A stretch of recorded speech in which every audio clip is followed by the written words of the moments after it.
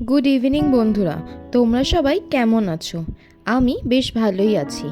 আজকের ব্লগটা স্টার্ট করছি বিকেলবেলা থেকে। আর দেখো, মা আজকে বিকেলবেলা ঝাল ঝাল ফুচকা নিয়ে চলে এসেছে। আর ফুচকা সামনে থাকলে কতক্ষণই বা ওয়েট করা যায় বলো? তাই চটপট চলে এসেছি ফুচকাগুলোতে আলু ভরে নিতে এবং তারপরেই শুরু করব খেতে। আমি খুব একটা ঝাল খাই না, তবে মোটামুটি ঝাল দিয়ে আর মিষ্টি জল দিয়ে ফুচকাটা খাই। মিষ্টি জল দিয়ে ফুচকা খেতেও আমার কিন্তু দারুণ লাগে। আমাদের এখানে 20 টাকায় 6টা ফুচকা দেয়। আগে ছোটোবেলায় 10 টাকায় অনেকগুলো করে ফুচকা খেতাম। চলো এবার তোমাদের সাথে শেয়ার করে নিই আমার কেক বানানোর ফার্স্ট টাইম জার্নিটা কেমন ছিল। সত্যি কথা বলতে আমি খুব একটা রান্না বান্না করতে পারি না, মায়ের সাথে শিখেই সবটা করার চেষ্টা করি। তো আজকে ভাবলাম যে বাড়িতে যখন আছি তো একটা ফ্রুট কেক বানাই। সকালবেলা বেরিয়েই কতগুলো ইনগ্রেডিয়েন্টস কিনে নিয়েছিলাম কেক বানাবার জন্য, যেরকম ধরো এই cocoa powder, baking soda, vanilla essence এইগুলো। এরপর মা সাইড দিয়ে ডিরেকশন দিচ্ছিল আর আমি আস্তে আস্তে জিনিসগুলোকে দিয়ে নিচ্ছিলাম। যেরকম ধরো আমি এখানে নিয়েছিলাম 1 কাপ মতো ময়দা, তার সাথে কোকো পাউডার, 1 চামচ বেকিং পাউডার, 1 কাপ মতো চিনি গুঁড়ো করে, আর নিয়েছিলাম 2টো ডিম। তো সবার প্রথমে আমি নিচে একটা কড়াই নিয়ে ওপরে একটা চালুনি বসিয়ে 1 কাপ মতো ময়দা, 2 চামচ মতো কোকো পাউডার, 1 চামচ বেকিং পাউডার একসাথে নিয়ে ভালো করে চেলে নিচ্ছিলাম।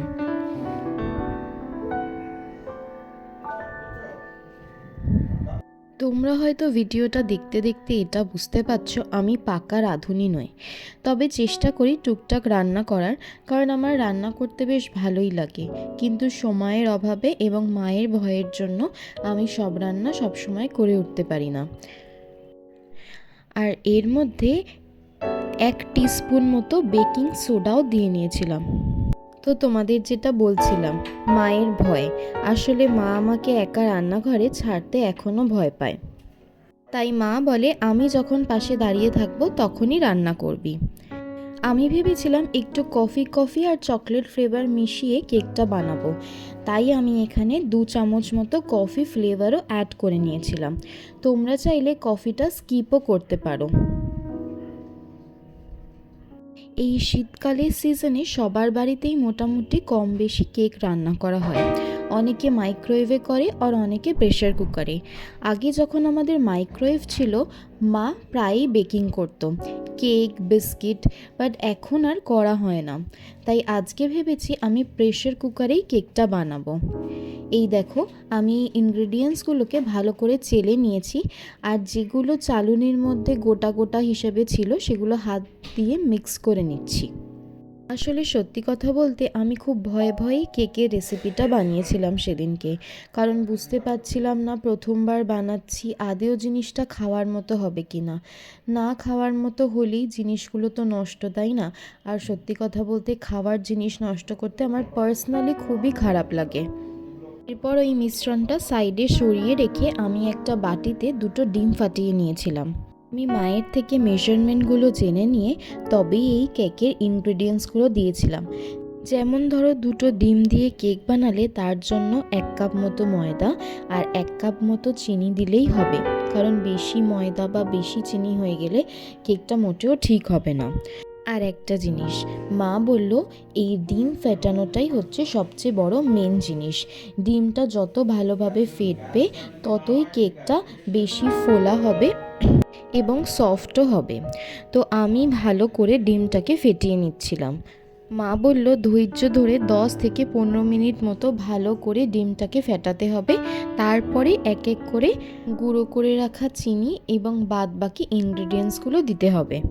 তো আমি মায়ের কথা মতোই ভালো করে ডিমটাকে ফেটাতে শুরু করে দিয়েছিলাম। আমার কাছে ব্লেন্ডার ছিল না, হাতে করে এই ম্যানুয়াল ব্লেন্ডার স্টিকটা দিয়েই আমি ভালো করে ডিমটাকে ফাটিয়ে নিচ্ছিলাম। ডিমটা যতক্ষণ না ঘন হয়ে সাদা হয়ে আসবে ততক্ষণ ডিমটাকে ফেটিয়েই যেতে হবে। আমি এই হোমমেড কেকটা খেতে খুবই ভালোবাসি। আসলে এই হোমমেড কেকটা থেকে একটা অদ্ভুত রকমের স্মেল বেরোয়, সেটা আমার খুবই পছন্দের। আর আমি আমার পছন্দ মতো ভর্তি ড্রাই ফ্রুটস দিয়ে প্লাস আমি আমার স্বাদ মতো মিষ্টি দিয়ে এই কেকটাকে বানাতে পারি। তাই হোমমেড কেক খেতে আমার খুবই ভালো লাগে। অ্যাকচুয়ালি বাইরে থেকে কিনে আনা কেক যেরকম মিও আমর বা মঙ্গিনিস যাই বলো না কেন, সেগুলোতে যেন অতিরিক্ত মিষ্টি মনে হয় আর একটু খেলেই যেন মুখ মেরে যায় মনে হয়। ডিমটাকে ভালো করে ফেটানোর পর তাতে অ্যাড করে নিয়েছিলাম চিনি, আর তারপর চিনির গুঁড়োটাকে ডিমের সাথে ভালো করে মিশিয়ে আগে যে ময়দা, cocoa powder, baking soda, baking পাউডারের আর কফির যে মিশ্রণটা বানিয়ে রেখেছিলাম সেটা একে একে অ্যাড করে দিয়েছি। আর তারপর ওটাকে আবার ভালো করে মিক্স করতে হবে।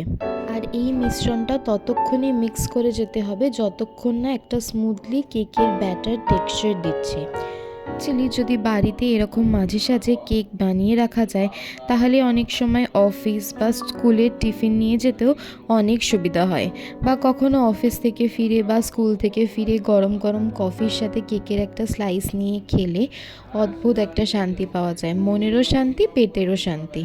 এখন তো শীতকাল, যদি কোথাও ঘুরতে যাওয়ার সময় এরকম কেক বানিয়ে নিয়ে ছোট ছোট পিস করে কেটে নিয়ে যাওয়া হয় তাহলে পিকনিক বা ঘুরতে যাওয়ার মজাটা দ্বিগুণ হয়ে যায়। কারণ শীতকালে ঘুরতে যাওয়া মানে তো শুধু ঘুরতে যাওয়া নয়, তার সাথে পেট পুজোও চলে। দেখো আমি এই মিশ্রণটাকে ভালো করে মিক্স করতে করতে একটা খুব সুন্দর ব্যাটার তৈরি হয়ে গেছে। ব্যাটারটার টেক্সচারটা ঠিক এই রকমই ঘনত্বের হবে। এরই মাঝখানে আমার মা প্রেশার কুকারটাকে প্রিহিট করতে বসিয়ে দিয়েছিল। মানে মাইক্রোওয়েভ তো নেই, তাই জন্য লো ফ্লেমে প্রেশার কুকারটা 10 থেকে 15 মিনিট বসিয়ে রেখে প্রিহিট করতে দিয়েছিল। আর তারপরে কিছু কাজু বের করে নিয়েছিলাম, কিছুটা গুঁড়ো গুঁড়ো করে নিয়েছিলাম যেগুলো কেকের মধ্যে ভেঙে দিয়েছি, এবং কয়েকটা মধ্যিখান থেকে ভাগ করে নিয়েছিলাম যেগুলো আমি দিয়ে ডেকোরেশন করেছি। আর সামনে যে পাত্রটা দেখছো ওটাতেই আমি আমার কেকটাকে বসিয়েছি, তাই মা ওটাকে ভালো করে বাটার মাখিয়ে রেখে দিয়েছিল। অ্যাকচুয়ালি হঠাৎ করে প্ল্যান করেছি যে কেক বানাবো, তাই কেক মোল্ড বা বাটার পেপার কোনোটাই আমার কেনা হয়নি। তাই জন্য পাত্রটার নিচটা ভালো করে বাটার মাখিয়ে ওই টিফিন বক্সের মতো পাত্রটাতেই আমি আমার কেকটাকে বসিয়েছিলাম। এবার আমি ব্যাটারটাকে পাত্রর মধ্যে ঢেলে নিয়েছি এবং বেশ কিছুটা আমি কাজুর গুঁড়ো ছড়িয়ে দিয়েছি, এবং ওপর দিয়ে হাফ করে রাখা কাজুগুলো দিয়ে আমি কেকটা ডেকোরেশন করেছি। তোমরা তোমাদের ইচ্ছা মতো ডেকোরেশন করতে পারো। আর প্রেশার কুকারের ওপর আমি একটা স্ট্যান্ড বসিয়ে নিয়েছি যার ওপর আমি এই কেকের পাত্রটাকে রাখবো। আর তোমরা প্রেশার কুকারের নিচে বালি বা নুন, যেটা তোমাদের ইচ্ছা বা অ্যাভেলেবেল থাকবে সেরকম কিছু একটা দিয়ে নিতে পারো। কেকের নিচটা ধরে যাওয়া বা পুড়ে যাওয়ার কোনোটাই সম্ভাবনা থাকবে না। এবার আস্তে আস্তে আমার কেকের ডেকোরেশন কমপ্লিট হয়ে গেছে। এবার আমি এই পাত্রটাকে একটা সাঁড়াশির সাহায্যে স্ট্যান্ড দিয়ে প্রেশার কুকারের মধ্যে বসিয়ে নিয়েছি। এরপর আমি প্রেশার কুকারের সিটিটা খুলে লিডটা ভালো করে বন্ধ করে দিয়েছি এবং 40 থেকে 45 মিনিট মতো কেকটাকে কুকড হতে সময় দেব লো ফ্লেমে। এরপর 40 থেকে 45 মিনিট বাদে আমি ঢাকনাটা খুলে, আর আমার কাছে টুথপিক বা ঝাঁটার কাঠি ছিল না বলে ছুরিটা হাতের সামনে ছিল, ওটা দিয়েই চেক করে নিচ্ছিলাম যে কেকটা ভেতর থেকে ভালো করে কুকড হয়েছে কিনা। তো দেখলাম কেকটা ভালোভাবেই কুকড হয়ে গেছে। তারপর কিছুক্ষণ ঠান্ডা করার জন্য রেখে দিয়েছি।